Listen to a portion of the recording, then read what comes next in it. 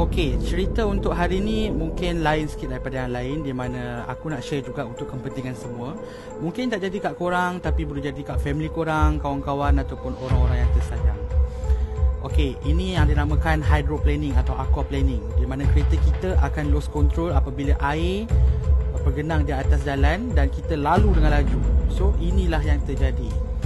Baik, aku akan beri penerangan sikit kenapa ini terjadi. Okey, ini dinamakan hydroplaning atau aquaplaning. Ianya sering terjadi pada kereta-kereta yang berkelajuan tinggi melalui jalan yang basah ataupun ada air. Contohnya macam ni, grafik ni dah jelaskan.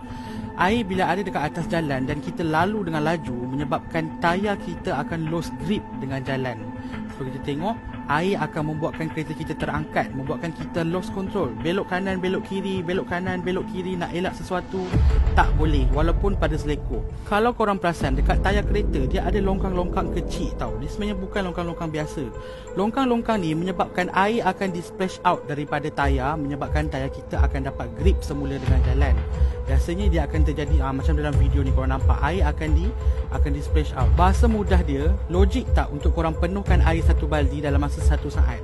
Macam itulah contohnya kalau kata kita bawa laju dekat kawasan yang licin dan air yang banyak di atas jalan. Sudahnya kereta korang jadi macam ni. Aku pernah terjadi macam ni, tapi mujur alhamdulillah aku tak jadi apa-apa. Minta simpang untuk semua tak jadi apa-apa. Sangat bahaya. Walaupun Myvi ni tengok, wow, gitu dia drift y'alls. Yes.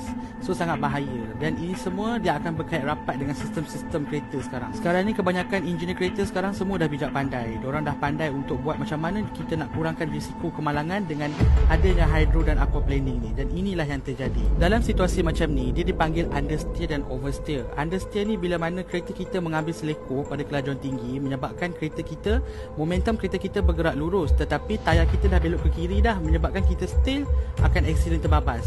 Oversteer ni pula bila mana kita mengambil selekor pada kelajuan yang tinggi, seperti yang aku cakap tadi, dan kereta kita memang belok ke kiri, tetapi tayar di belakang menyebabkan dia terlebih belok. Nama pun oversteer. Dan di sini ada penjelasan dia. Apabila kereta kita oversteer, biasanya tayar di depan akan tergelincir dan akan hilang traction dengan jalan. So, ECU kereta akan hantar mesej kepada tayar depan untuk diberikan pemberikan kecil, untuk memberikan pemberikan kecil supaya tayar kita tidak akan tergelincir. Kita tak brake pun, tapi sistem tu yang brakekan sendiri untuk kita. So, kita tak tergelincir. Tapi taklah bermaksud kita boleh bawa laju dekat selekor masa hujan. Ini hanya membantu. Untuk understeer pula, momentum kereta kita takkan bergerak lurus walaupun kita belok. Understeer bila kita belok, kereta tetap belok, tetapi tayar belakang yang akan tergelincir disebabkan hilang loose grip dengan jalan. So, seperti biasa, ECU kereta akan hantar mesej kepada tayar depan untuk diberikan pemberikan kecil supaya tidak terjadi oversteer dan understeer, dan tayar belakang juga akan diberi pemberikan kecil supaya tidak tergelincir.